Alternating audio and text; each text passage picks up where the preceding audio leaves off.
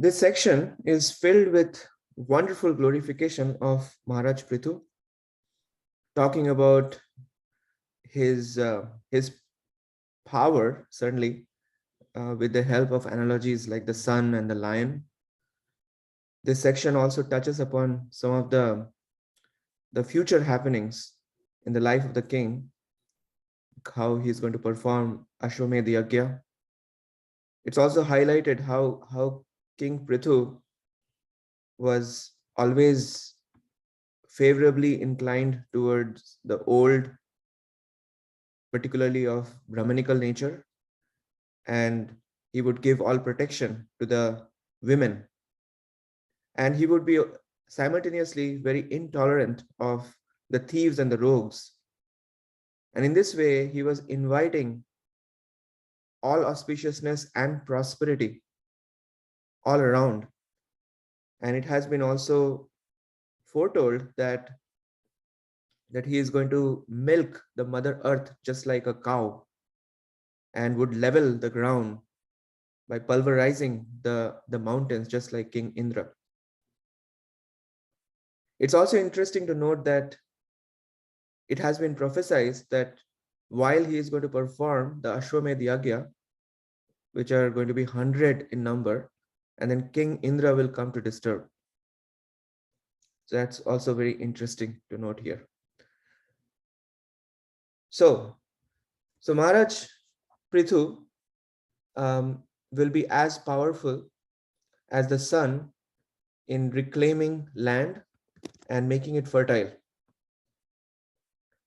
He would always remain on the path of piety and would be neutral to both his own son as well as the son of his enemy. If the son of his enemy is not punishable, he will not punish him. But if his own son is punishable, he will immediately punish him. So Prabhupada in the 13th purport writes that these are the characteristics of an impartial ruler. It is the duty of a ruler to punish the criminal and give protection to the innocent. King Pṛthu was so neutral that if his own son were punishable, he would not hesitate to punish him. On the other hand, if the son of his enemy were innocent, he would not engage in some intrigue in order to punish him. And just like sun god expands his shining rays up to the Arctic region, so here the Arctic region is essentially the Manas mountain.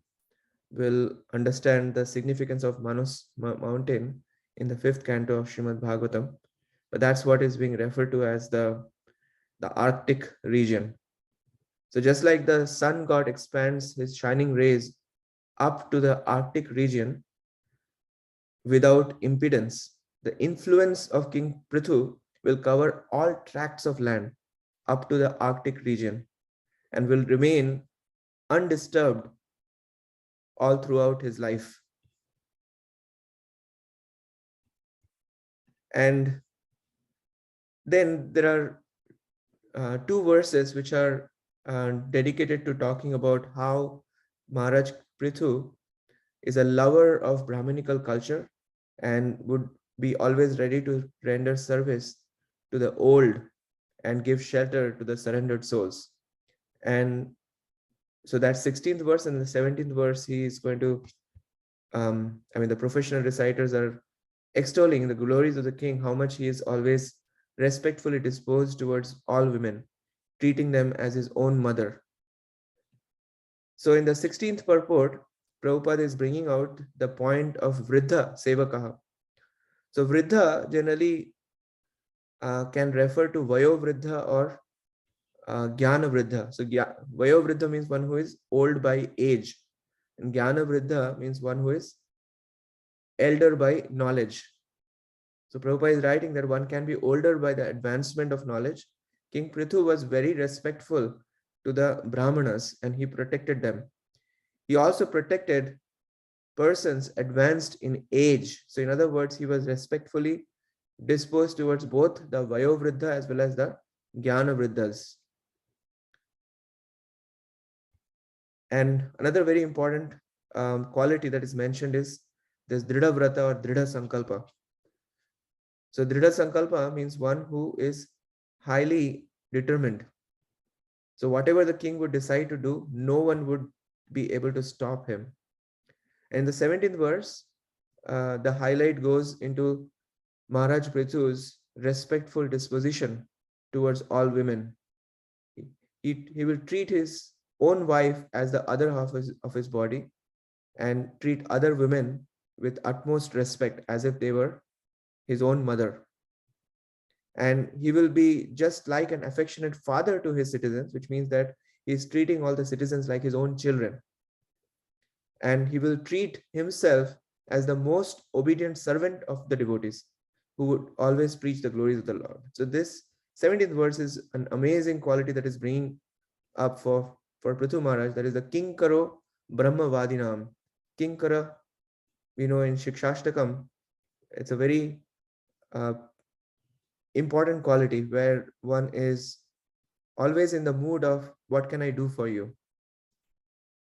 Kim Kara literally means Kim Kara, what can I do for you? So the king would be always in this mood of service towards all the devotees of the Lord. So Brahma Vadina means the devotees who are preaching the glories of the Lord. So in the purport, Prabhupada highlights that quality further. This purport is nice. Prabhupada is writing that a learned man treats all women except his wife as his mother, looks on others' property as garbage in the street, and treats others as he would treat his own self. These are the symptoms of a learned person as described by Chanakya Pandit. This should be the standard for education. Education does not mean having academic degrees only. One should execute what he has learned in his personal life. These learned characteristics are verily manifest in the life of King Pṛthu. Although he was the king, he treated himself as a servant of the Lord's devotees. According to Vedic etiquette, if a devotee came to a king's palace, the king would immediately offer his own seat to him. The word Brahmavadinam is very significant. Brahmavadi, so Brahmavadi, we have heard this phrase as opposed to Mayavadis. So Brahmavadi and Mayavadis. Brahmavadis refers to the devotees of the Lord. So the last two lines of the purport is stating the state should always serve the devotees of the Lord, and the ideal state should conduct itself according to the instructions of the devotee. Because King Pṛthu followed this principle, he is highly praised. And then furthermore, it is just like the quote of Chanakya Pandit, the 18th verse is saying, the king will consider all embodied living beings as dear as his own self. And he will always be increasing the pleasures of his friends. And he would intimately associate with liberated persons. And he would highly chastise those who are impious. 19th verse is bringing out essentially King Pṛthu's real position. Ayam tu sakshat bhagavams trayadhishaha. So that sakshat bhagavan, so King Pṛthu is Trayadhish, which means the master of all three worlds. And he is Sakshat Bhagavan, which means he is the directly empowered by the Supreme Personality of Godhead. He is without change and he is an incarnation. Kutastha means he is without change. And he is an incarnation of the Supreme known as a Shaktyavesh avatar. So this particular verse brings out the true position of King Pṛthu. So Maharaj Pṛthu himself was a liberated soul and completely learned. He sees all material varieties as meaningless because their basic principle is nations. So in the purport number 19, Prabhupada is bringing up several points. So first point he brings up is about the Sakshat Bhagavan quality. The second, he is talking about the Kutastha, that without change quality.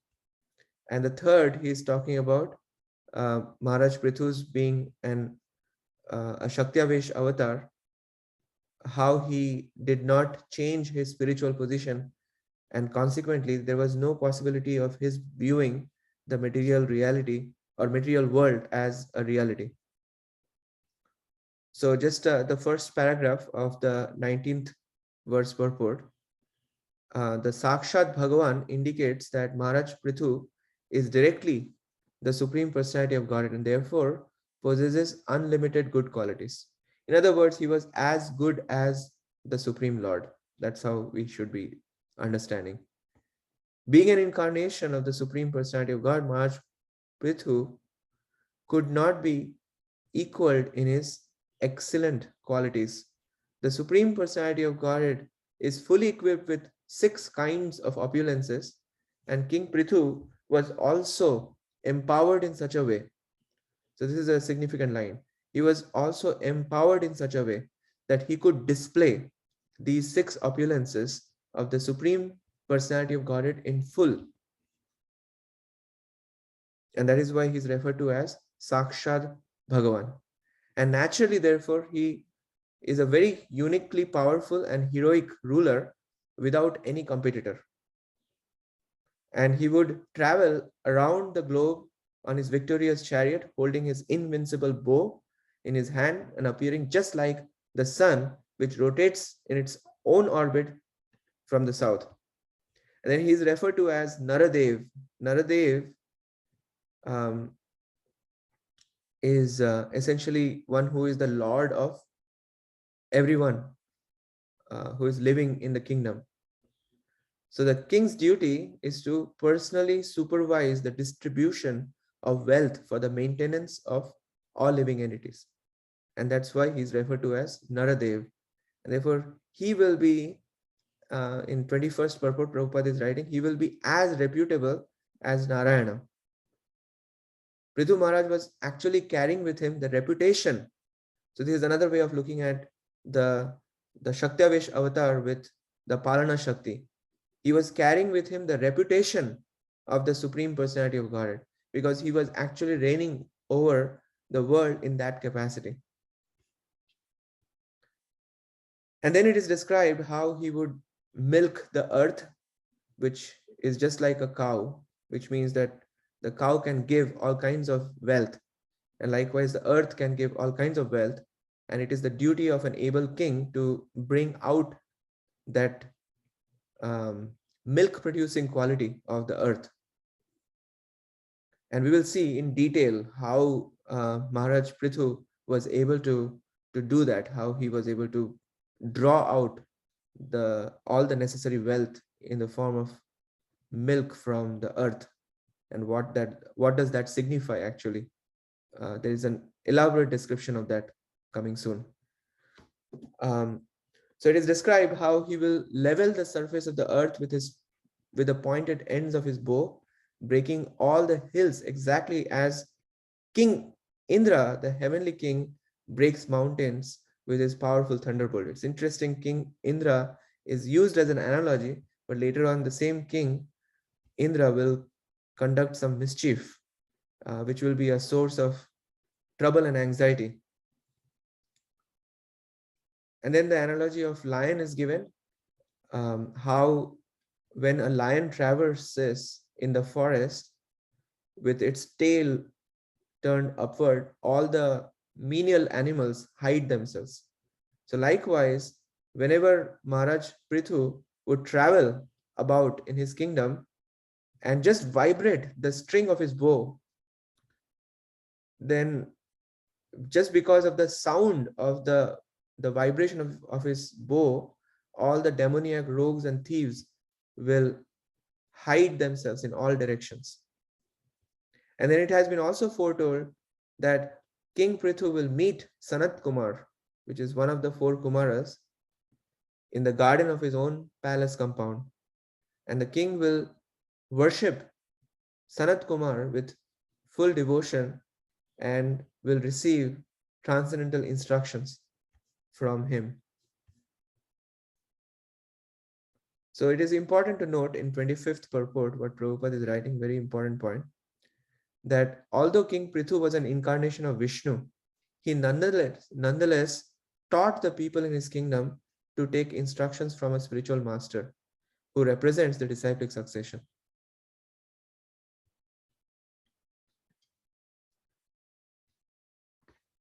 And it has been also mentioned how at the bank of river Saraswati, not the bank, but sorry, at the source of river Saraswati, he would perform 100 Ashwamedh Yagya. But Indradev will come to stop the 100th sacrifice by stealing the sacrificial horse. And the details of that will be elaborately revealed very soon. And these kind of summary level descriptions will become the source of Vidura's questions in the beginning of the next chapter. So overall, the chivalrous activities of King Pṛthu will be known to the people in general, and King Pṛthu will himself always hear about these uniquely powerful activities. And finally, it has been stated that no one will be able to disobey the orders of Pṛthu Maharaj. After conquering the world, he will completely eradicate the threefold miseries of the citizens. Then he will be recognized all over the world. At that time, both the Suras and the Asuras will undoubtedly glorify his magnanimous activities. This particular purport is a long purport, but there are some very interesting gems in that purport.